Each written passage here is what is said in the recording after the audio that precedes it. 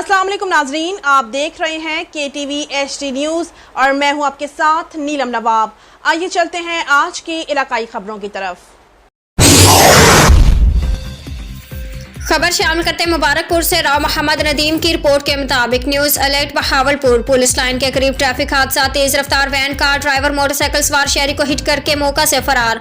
Motorcycle सवार शहरी की टांग टूट गई। हादसा वैन की तेज रफ्तारी की वजह से पेश आया। रेस्क्यू टीमें मौका पर मौजूद।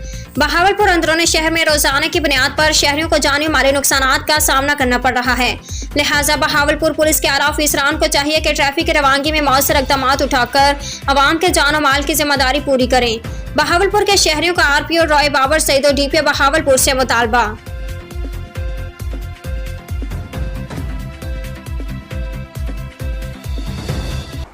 नाजरीन, मजीद खबरों और अपडेट्स के लिए देखते रहिए KTV HD न्यूज़ पाकिस्तान।